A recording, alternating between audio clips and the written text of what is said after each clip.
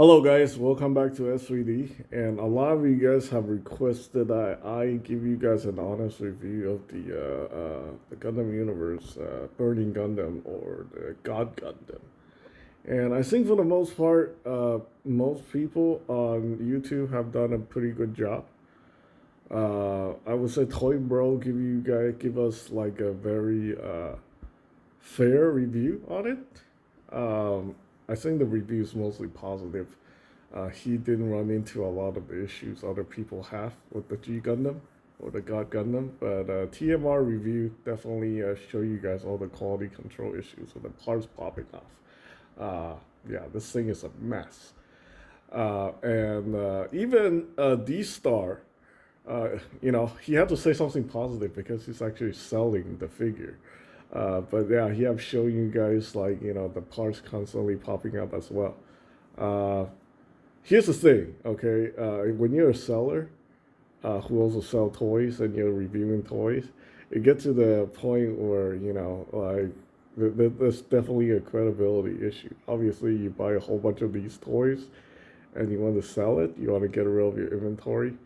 You want to be honest, but you can't. You guys know what I mean. I have done something similar in the past. So, yeah, it is what it is. But, at least you point out the issues with the parts. And a lot of people are convinced that this is like a quality control issue. I believe it or not, this thing is ongoing because even the recent ones I've seen that people bought at the hobby shops have issues with like just the parts falling off. It's kind of a mess. With this figure, those things are designed to be removed because you want to go into that that burning heart, whatever, the shining finger pose and stuff like that. Kurosawa probably have the best, most honest review on this. I mean, you can just look at his face; he's not very thrilled about this figure. Basically, the problem with this guy, it's pretty significant because the beam saber you see on the side skirt, right?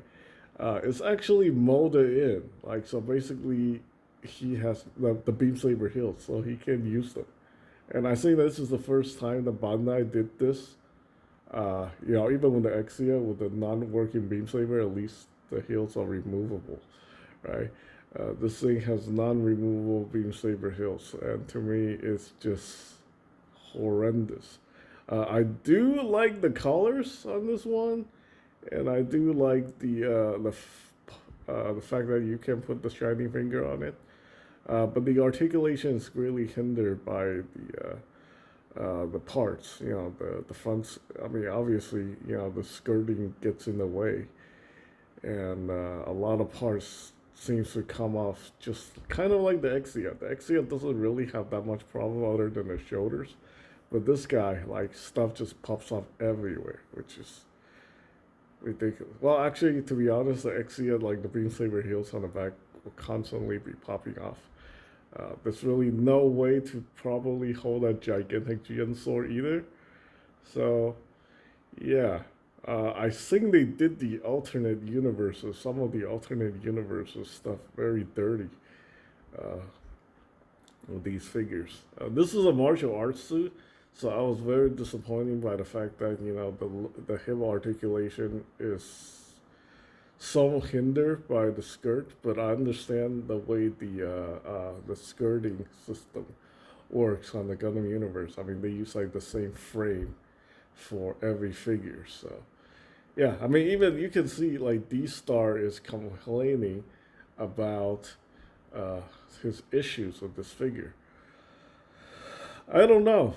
Uh, I can borrow this figure and give you guys an honest review. One of the local collectors have, all the Gundam Universe figure. He offered to lend me the Universal Century stuff to give you guys an honest review, but I decline. I'm not really interested in reviewing that.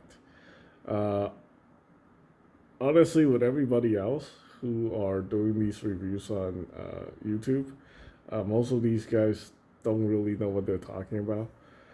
So if you see something very positive about this figure, I would say they either don't realize the problem. You know, to some people, they don't even understand what those things on the side skirts are. But those are being Saber hilts, and they're molded in. It's a really, really stupid situation that they do that. But either way, I definitely consider this as like, I can't really give you guys a review based on just like, you know, looking at other people's review.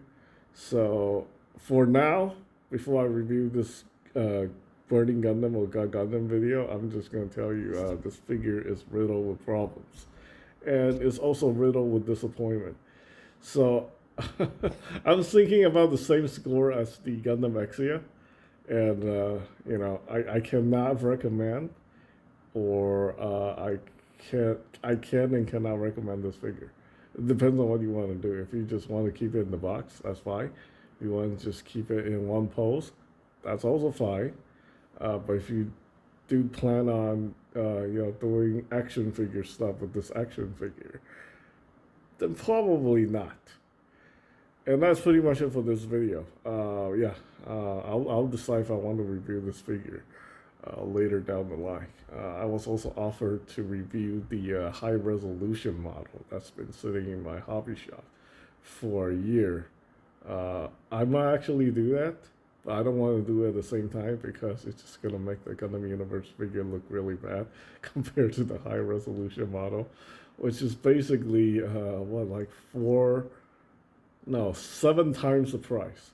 So anyway, that's pretty much it for this video. Thanks for watching.